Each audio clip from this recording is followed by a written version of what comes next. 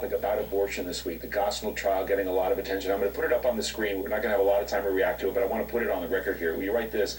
The unwritten rule is that when the left discusses abortion, it's never called abortion, but always referred to as health, or more specifically reproductive health. Although abortion is the opposite of reproduction, and for one party involved, the opposite of health. The trial of Philadelphia abortionist Kermit Gosnell has been an exercise in stripping away euphemism. He's accused of murdering babies because he allegedly didn't manage to kill them in the womb and had to finish the job outside the womb. His case is so discomforting for liberals, not only because it is a stark picture of the seeming money-grubbing side of abortion, but because it illustrates how slight the difference is between late-term abortion or late-term health and what nearly everyone recognizes as a crime. The left, Planned Parenthood, says he's a complete outlier, but yours is a broader point. Yeah, well, first of all, I mean, there is just a matter of logic. If doing it outside the womb, collapsing the skull, snipping the spine, and all the rest of it is wrong, why is it okay inside the womb? And I think that's a very difficult question for pro-choice people to grapple with. And I just was struck by President Obama goes to Planned Parenthood, first sitting president to address Planned Parenthood, and doesn't mention the word abortion. Why doesn't he hail them for their clinics and their affiliates performing more than 300,000 abortions a year? If it's such a wonderful thing. Yep. They're ashamed to say frankly what they do. Joy, there's so many wrong things there. I have trouble keeping up. Firstly, nobody should ever say what happened with Kermit Gosnell and abortion is the same thing. Again, what Kermit Gosnell did was not abortion. It was murder. It was murder. I'll say it again because nobody seems to be getting the memo. It was murder. Babies would be born, and then he would take scissors and cut their neck and kill them. Okay, that's not abortion. That's murder. But the right wing keeps trying to politicize this and pretend, create a straw man like liberals look at what happened there and they go, oh yeah, that's what we like. We enjoy that. What are you, nuts? And what he's missing and what the conservative straw man is of liberals is that they don't get it. None of us are pro-abortion. Nobody is pro-abortion. They act like we're like, hey, you want to grab some pizza and maybe a movie and then an abortion? Or the great Sarah Silverman joke. She's like, yeah, we call it an abortion. You want an abortion? No, it's not some nonchalant thing. And then whenever conservatives discuss abortion, they also seem to be sorely lacking in facts. This guy's argument is just a sheer emotional argument.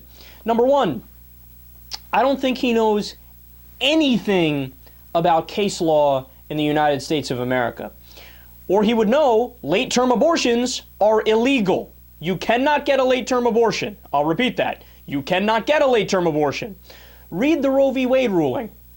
I guarantee you he has not read the Roe versus Wade ruling and the specifics of the trimesters that they lay out. Read the subsequent abortion cases that the Supreme Court ruled on after Roe versus Wade, whether it's Webster versus Reproductive Health Services in 1989, or Planned Parenthood versus Casey in 1992, or Stenberg versus Gonzalez and Carhart after that. Did you know certain parts of Roe versus Wade have already been struck down? Particularly the trimesters, the way that they set that up. The Supreme Court changed that. Now it goes by fetal viability. The law in the United States is not abortion anarchy. And that's what these guys don't get, man. They think abortion in this country is any time, any place, any reason. They just don't know what the law is. And furthermore, you ready for some statistics here? Because this guy's trashing Planned Parenthood left and right.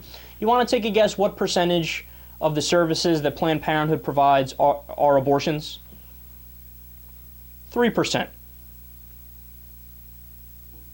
Furthermore, you want to take a guess what percentage of all abortions are late-term abortions? 2%. And the 88% of them, the overwhelming majority of abortions, happens before 12 weeks. So we're dealing with gametes or zygotes or embryos or such incredibly underdeveloped fetuses that there's not even a nervous system yet, which means there is literally no pain. The nervous system, by the way, develops from anywhere from 20 weeks to 24 weeks, which, by the way, is where I draw the line, and I say after that, the only time you could get an abortion is if it's for life of the mother or fetal abnormalities that would lead to death anyway. And you want to know what law in the United States is? Exactly that. In fact, the entire 2% of the late-term abortions were cases of severe fetal abnormalities or situations where the life or health of the pregnant woman is seriously threatened. I mean, these guys are, it's just straw mans all day long. They pretend like liberals are in favor of murder. So right off the bat, your argument is already pathetic and nobody wants to listen to you, right? And then they just pretend like we cheerlead abortion like it's a positive thing.